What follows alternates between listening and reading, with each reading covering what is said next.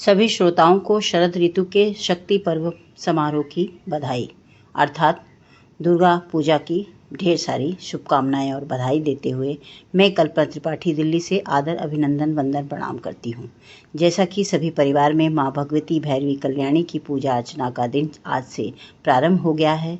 सभी 9 दिन का व्रत रहेंगे और जो स्वेच्छा से नहीं रह पाते वो उतरती चढ़ती तिथि के अनुसार पहले और आखिरी दिन व्रत रहकर माँ की अर्चना में अपना जीवन अपना समय व्यतीत करेंगे भजन कीर्तन के साथ, ऐसी आशा करती हूँ। कल मेरे पास एक सखी आई और उन्होंने कहा कि मैं नौकरी करती हूँ, मेरा संयुक्त परिवार है, सबका ख्याल मुझे ही रखना होता है। माँ की उपासना कोई सरल और सहज विधि बताइए जिसके माध्यम से मैं माँ की आराधना कर उनसे शक्ति अर्जित कर सकूँ, क्योंकि अगर मैं पूजा नहीं कर पाती हूँ तो मन में एक ग्लानि होती है, क्योंकि माँ की आराधना से शक्ति समृद्धि के साथ मन में एक अद्भुत शक्ति, शांति और सुख का अनुभव प्राप्त होता है, क्योंकि माँ तो माँ होती है। उसके उत्तम प्रश्न का समाधान देते हुए मैंने वही बताया जो मैंने अपनी माँ से सीखा था। आइए उसे आप सभी से साझा करने से पूर्व बस मैं यही कहना चाहूँगी अपनी कल्पना से, यदि धर्म की सच्चाई है तो झूठ का न डर, यदि धर्म में सच्चाई है तो झूठ का न डर, सच्चा दिल इंसान का ही एक विधाता का घर, सच्चा दिल इंसान का ही है एक विधाता का घर। माँ शक्ति, माँ दुर्गा माँ हैं, उनकी उपासना सहज और सरल निर्मल पवित्र मन से कीजिए। अगर आप दुर्गा सप्तशती का नियमित अभ्यास नहीं कर सकते हैं तो एक सरल उपाय कर सकते हैं। रोज़ सुबह स्नान करके साफ स्थान पर दीपक जलाकर माता रानी की प्रतिमा या चित्र के सामने बैठिए और हृदय से स्वीकार कीजिए कि माँ भगवती, मैं आपकी छत्र छाया में सुरक्षित हूँ। सभी जीवंत आत्माओं के लिए मंगल कामना का भाव एवं श्रद्धेय आभार वंदन व्यक्त करते हुए मंत्र का जाप कर सकते हैं। बहुत ही सरल तरीके से आप 1 या 2 मंत्रों को दुर्गा सप्तशती से निकालिए और उसे लिखिए, जैसा कि शुरुआती दौर में मैं भी किया करती थी। मैंने अपनी माँ से सीखा था, क्योंकि उन्होंने कहा कि जो नियमित रूप से हो सके उतना ही करो, बहुत ज़्यादा करने से गलत हो जाएगा, इसलिए थोड़ा थोड़ा धीरे धीरे अभ्यास करो और उसके बाद अपने अभ्यास को आगे बढ़ाओ। इसी के साथ मैं ये मंत्र आप सबके सामने रखती हूँ, जिसका आप बहुत ही सरलता से अभ्यास करके, अगर आपको मंत्र याद नहीं है तो उसको किसी किताब में से पढ़कर कह सकते हैं, या फिर आप उसे बार बार पढ़िए और लिख लीजिए, जिससे कि वो आपको आसानी से पढ़कर आप बोल सकते हैं।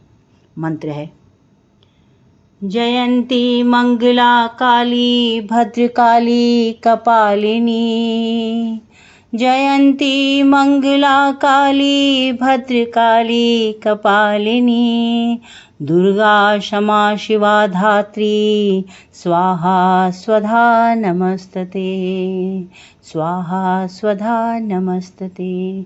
जयंती मंगला काली भद्रकाली कपालिनी, दुर्गा क्षमा शिवा धात्री, स्वाहा स्वधा नमस्तते।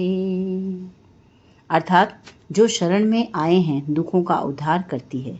हे माँ देवी, सबकी पीड़ा हरने वाली नारायणी, आपको नमस्कार। जो सभी रूप में विद्यमान हैं, सभी के आधीश्वर में समस्त शक्तियों से युक्त हैं। हे माँ दुर्गा, मैं आपसे भय मुक्त की प्रार्थना करती हूँ और अपने अंदर शक्ति अर्जित करना चाहती हूँ, ताकि मैं अपने कुटुंब और समाज की सुरक्षा रक्षा में अपना सहयोग दे सकूँ। कम से कम इस मंत्र का उच्चार आप 108 बार नहीं कर सकते हैं तो 21 बार कीजिए। और एक अगला स्त्रोत है ओम ह्रीं क्लीं चामुंडाय विच्चे। फिर से सुनिए, ओम ह्रीं क्लीं चामुंडाय विच्चे। यह मंत्र आप याद करके 108 बार जाप कर सकते हैं और आप देखेंगे कि माता रानी तो माता रानी है। माँ से दिन भर की रक्षा, साहस और विवेक की प्रार्थना करते हुए आप अपनी भक्ति का सुख प्राप्त करते हुए उनको कुछ भोग लगाइए। शुद्ध फल, फूल, मेवा, नारियल, जो भी आपकी इच्छा स्वेच्छा से सामर्थ्य से हो सके, और सभी को प्रसाद बांटिए। कम से कम एक भजन या गीत माँ के चरणों में आरती स्वरूप गा के अपनी पूजा को समाप्त कीजिए। ऐसा आप तभी कर सकते हैं जब आपके पास आधे 1 घंटे का समय हो और इसमें करने में ज़्यादा समय नहीं लगेगा। इस प्रकार मैंने अपनी सखी को ये विधि विधान समझाया। आशा करती हूँ कि इस विधि विधान से सभी को लाभ मिलेगा। तो मैं आप सबसे विनम्र आग्रह करती हूँ कि मेरे सदस्य चैनल केटी ट्राइडर्स कलम की रंग कल्पना के संग की सदस्यता लीजिए और सभी को ये उत्तम विधि साझा कीजिए ताकि शांति, सौहार्द और शक्ति का सब में समायोजन हो सके और माँ का आशीर्वाद सभी को प्राप्त हो। अपना, अपने परिवार का, समाज का कल्याण करते रहिए। धन्यवाद।